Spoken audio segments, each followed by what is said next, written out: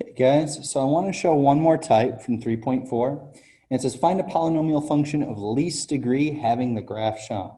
So I have this graph here, I have some x-intercepts, I have a y-intercept, and I also have some sort of behavior going on here. So I'm seeing that this is starting high and it's ending high. That tells me that the leading term is raised to an even power. Fair enough. Now I want to see, the big key here is to be able to figure out what this thing's looking like. So I know it has to go through, it has to have an x-intercept of -6, 0. And notice that it's bouncing here. Remember, when we bounce off of an x-intercept, that's when it's of multiplicity 2. So what this part tells me is that I have definitely an x plus 6 to some even power. Now I want least degree, so I know I have an x plus 6 squared, right? Since that is a bounce. Now over here at the 2, that's just a cross, so that's to some odd power, while the smallest such odd power would be to the first power. So see, this is where it comes from straight, this guy.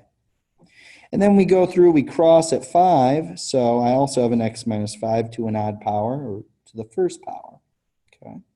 That's fine. So with what I have here, that meets all 3 of these x-intercept requirements.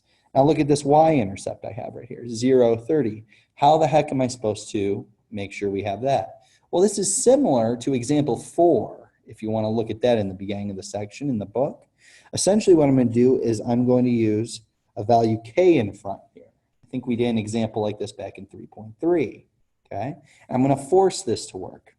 So if I plug in 0, 30, this would say that 30 equals k, and then when I put in 0 for all my x's. So this would be 6 squared, -2 times -5. That means that 30 is equal to, this will be k times, this is 36 times 10. That's actually going to be 360k. Divide both sides by 360. And looks like k is going to be 1 over 12. So if that's true, we know we've also satisfied this y-intercept up here. So I claim that f of x is equal to 1 over 12 times x plus 6 squared times x minus 2 times x minus 5.